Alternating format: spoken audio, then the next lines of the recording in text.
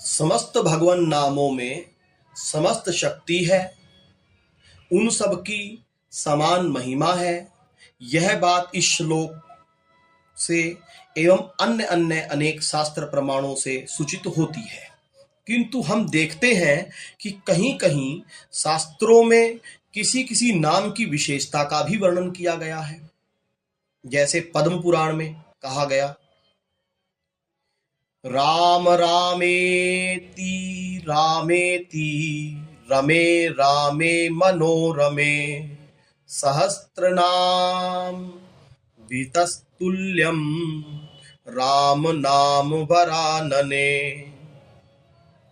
महादेव जी माता पार्वती से कहते हैं कि हे वरानने, एक श्री राम नाम विष्णु के सहस्त्र नामों के तुल्य है। अर्थात विष्णु सहस्त्र नाम का एक बार पाठ करने से जो फल प्राप्त होता है, वही फल केवल एक बार श्री राम कहने से प्राप्त हो जाता है। इसलिए मैं सदा सर्वदा राम राम राम ऐसे मनोरम श्री रामचंद्र जी के नाम में रमण करता हूं। इससे ज्ञात होता है श्री विष्णु के एक सहस्त्र नाम कीर्तन करने का जो महात्म्य है, वही महात्म्य श्री राम नाम को केवल एक बार कहने से प्राप्त होता है। फिर ब्रह्मांड पुराण के वचनों में कहा गया, सहस्त्र नामना पुण्यानाम त्रिरावृत्या तु यत् फलम एका वृत्त्या तु कृष्णस्य नामेकं तत्प्रच्छति।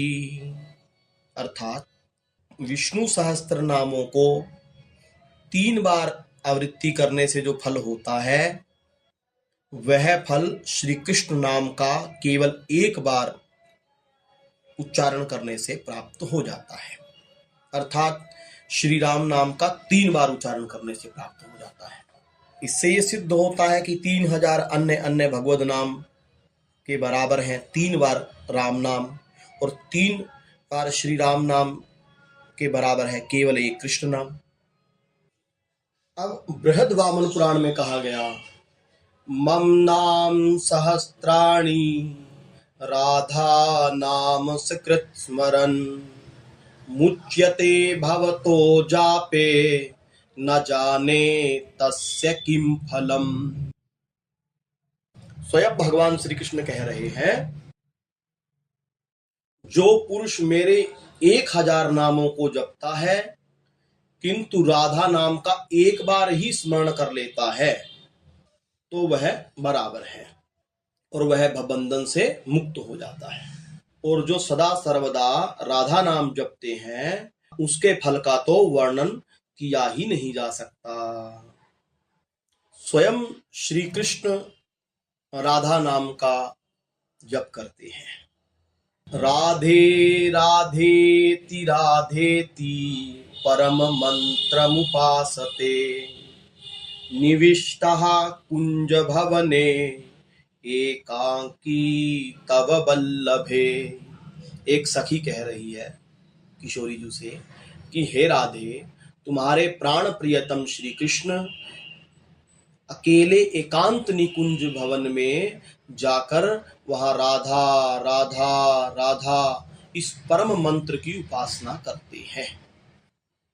एक तरफ तो कहा गया कि समस्त भगवान नामों में एक समान शक्ति है, एक समान महिमा है, और फिर दूसरी तरफ कह रहे हैं कि एक सहस्त्र विष्णु नाम का जप करने पर जो फल होता है, श्री राम नाम के एक बार उच्चारण से हो जाता है, और 3 बार विष्णु सहस्त्र नाम का पाठ करने का जो फल है, वो एक बार कृष्ण नाम से हो जाता है, और 1000 बार श्री कृष्ण नाम का जो फल है, वो राधा नाम के एक बार उच्चारण से प्राप्त हो जाता है।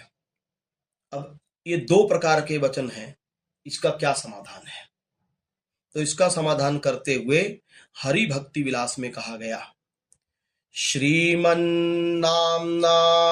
च सर्वेषां महात्म्येषु समेष्वपि कृष्णस्येव अवतारेषु विशेषः कोऽपि कस्यचित्। समस्त भगवान नामों की समान महिमा होते हुए भी भगवत स्वरूप समूह में श्री कृष्ण के किसी किसी नाम का विशेषत्व या विशेष महिमा है। इस श्लोक की टीका करते हुए श्री सनातन गोस्वामी जी ने लिखा है कि भगवान श्री कृष्ण के श्री राम, नरसिंह, वामन आदि असंख्य अवतार हैं। वे सब भगवान हैं।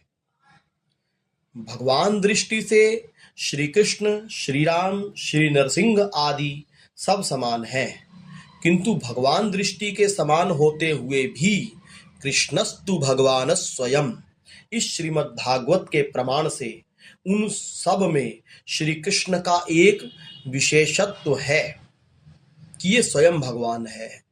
अन्यथा अन्य अन्य भगवत स्वरूपों में और कोई स्वरूप स्वयं भगवान नहीं है।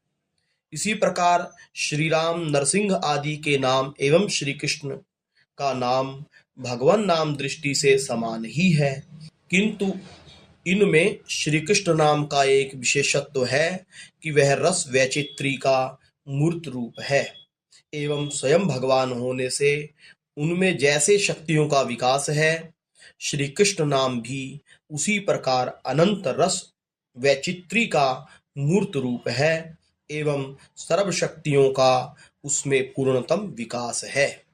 स्वयं भगवान श्री कृष्ण में जैसे अन्य अन्य समस्त भगवत स्वरूप अवस्थान करते हैं, श्री कृष्ण नाम समस्त भगवत स्वरूपों के नाम का फल प्रदान करने में समर्थ है। समस्त नामों का समान महात्म्य होते हुए भी श्री कृष्ण नाम का यह एक विशेष महात्म्य है। श्री कृष्ण प्रेमाधीन है और प्रेम का मूर्तिमान स्वरूप प्रीतिरिव मूर्ति श्री किशोरी जू है।